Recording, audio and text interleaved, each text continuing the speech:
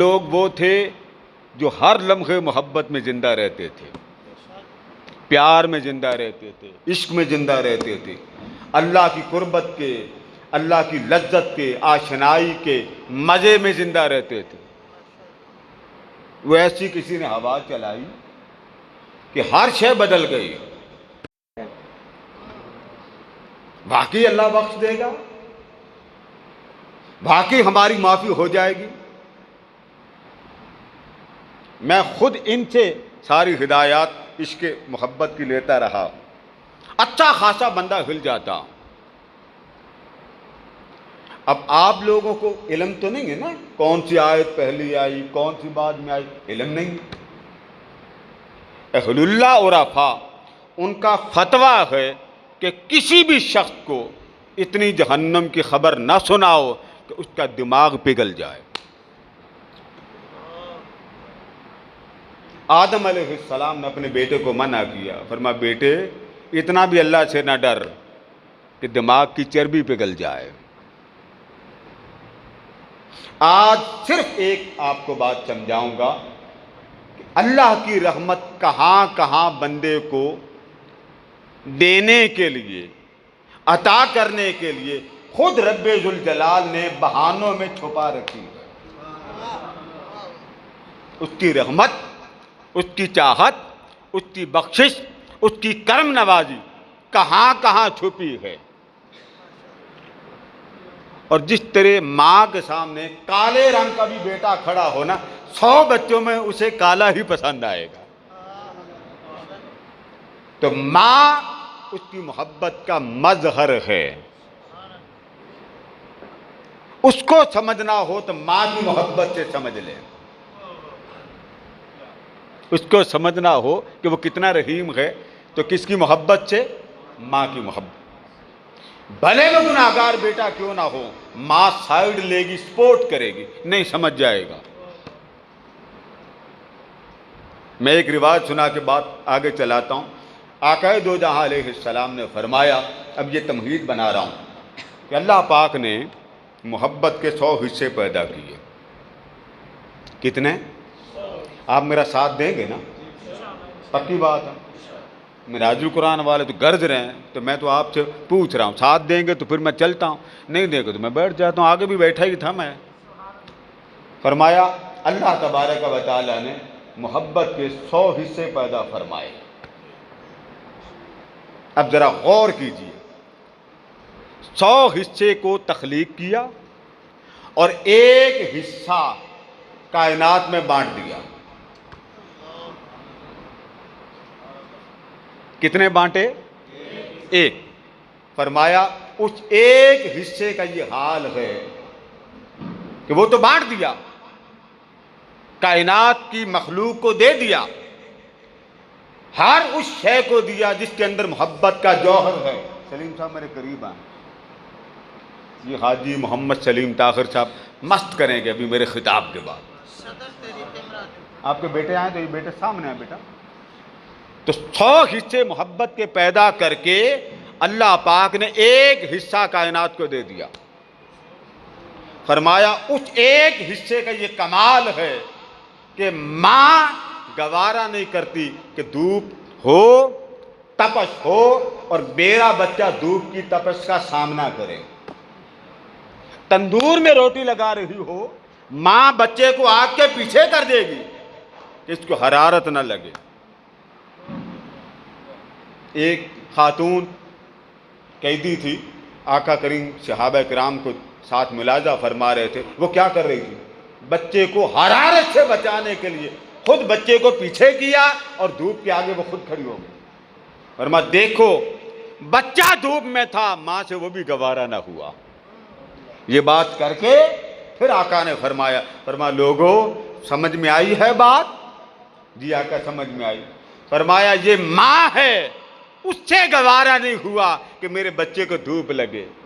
ये बात करके आका अलैहिस्सलाम ने फरमाया वो जो एक हिस्सा कायनात की मोहब्बत का बांटने वाला रब, उसने तो तुम्हें दिया है एक हिस्सा और अपने पास रख लिए 99 हिस्से। दुनिया की मिसाल तुम्हारे सामने है कि माँ अपने बच्चे के लिए अजियत बर्दाश्त नहीं करती, तो जिस रब के पास 99 मोहब्बत के हिस्से हैं उसकी मोहब्बत का आलम क्या होगा। शकील साहब करीब इधर आ जाए, आगे आ जाए। आज का मौजूद ये कि उसकी मोहब्बत कहाँ कहाँ मोहब्बत इलाही के चश्मे मौजूद हैं।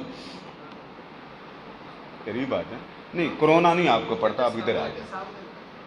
तो मोहब्बत के चश्मे, एक बात याद रख लें, ये मसला बड़ा आम है शरीयत का, ये मैं आपको समझा दूं।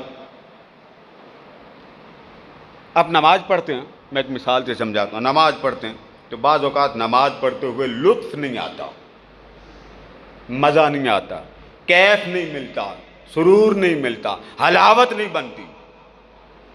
ये तो बात आपने नोट की होगी ना। हर बंदे की हालत है तो वह जब नमाज पढ़ता है कैफियत हर बंदे की जुदा होती। 100 आदमी नमाज पढ़ रहे हो, जरूरी नहीं कि सबका हाल एक जैसा। ये उसूल याद रख लीजिए। मुतालिया करना हो तो इस किताब का मुतालिया ज़रूर कीजिए। मैं साथ साथ आपको हवाले भी देता जाऊँ। बंदा जब नमाज पढ़ता है, जमात हो या इंफरादी नमाज पढ़े, मज़ा नहीं आता। बाज़ औक़ात इंसानी ज़हन में ख्याल आता है, पता नहीं अल्लाह ने करम ही नहीं किया, पता नहीं मेरी इबादत कबूल हुई कि नहीं हुई, परेशान हो जाता। बाज़ औक़ात ये कैफियत कई रोज़ क्या महीनों तक जारी रहती, अच्छा खासा बंदा परेशान हो जाता। औलिया क्या बयान करते हैं, उरफा क्या बयान करते हैं, मुहद्दिसीन क्या बयान करते हैं, ये कुलिया समझ लें। वो बयान करते हैं कि अल्लाह ने आपको हुक्म दिया अकीमुस सलात, नमाज कायम करो। क्या हुक्म दिया? उसने ये नहीं फरमाया कि मजा आए तो फिर पढ़ो। उसने ये हुक्म नहीं दिया कि मजा आए, बस ये हुक्म दे दिया कि मेरे हुक्म की तामील करके दिखा दो। जैसी तुम नमाज पढ़ रहे हो, तुम्हें नमाज का ज़ौक़ मिल जाए, पढ़ना नसीब हो जाए, समझ लो यही कबूलियत की तौफीक है। ये एक ऐसा मसला है जो अक्सर गंभीर ज़हनों में आ जाता, मुंतशिर ज़हनों में आ जाता, पता नहीं नमाज कबूल हुई। फिक्र नमाज की का हो जाना यही बंदे के इबादत के कबूलियत की निशानी है। ये एक मसला आप समझ गए। अब आप नमाज पढ़ेंगे, अब फिक्र तो नहीं आएगी पता नहीं कबूल हुई, अब तो मौज होगी ना। बुलाया है, अगर कबूल करना ही ना होता तो बुलाया क्यों। मौला रूम रहमतुल्लाह अलैह फरमाते कि बंदा था, उसके 80 साल उम्र हो गई। एक दिन उसे ना शैतान ने कहा कि तू नमाज क्यों पढ़ता, तुझे आज तक उसने लब्बैक नहीं कही, छोड़ दे। उसने जब ये सोचा, उसने कहा बात तो सही। उसने कहा इतनी मुद्दत से तुझे कभी आवाज़ आई? आवाज़ वाकई नहीं आई। कभी कबूलियत की खुशखबरी मिली? कबूलियत की भी खुशखबरी नहीं मिली। तो फिर क्यों सर मार रहा? इंसान था, मस्जिद छोड़ के आ गया, रात को सोया तो ख्वाब में दीदार हो गया। उस वली कामिल ने पूछा, अल्लाह के बंदे, तूने हमारा जिक्र करना क्यों छोड़ दिया? उसने कहा बारी ताला, मुझे इतनी मुद्दत हो गई, मैं पीटता रहा, रोता रहा, जिक्र करता रहा, मगर आज तक पता ना चला कि मेरा जिक्र कबूल भी हुआ कि नहीं हुआ। मैं क्यों जिक्र करूं? आवाज ही नहीं आई, कबूलियत की खुशखबरी नहीं मिली, कोई ब्रेकिंग न्यूज दे देता। उस वली कामिल ने कहा एक बात बताओ, अल्लाह पाक फरमाता है कि जिसको कबूल करना हो ना, मैं तौफीक उसी को देता हूं। जिसको कबूल करना हो, अब तू जिक्र करके दिखा। और रह गया ये कि मैं लब्बैक कहता था कि नहीं कहता था, तेरे मुंह से मेरा एक बार जिक्र निकलता था अल्लाह, तो तुझे अभी तक समझ नहीं आई कि वो निशानी मेरे ही लब्बैक की थी। मैं कहता था तो तुझे तौफीक मिलती थी, मैं ना चाहता तुझे कभी जिक्र करने की तौफीक ना। तो ये जो तू बार बार अल्लाह अल्लाह अल्लाह कर रहा है, ये मेरे कबूलियत की निशानी है।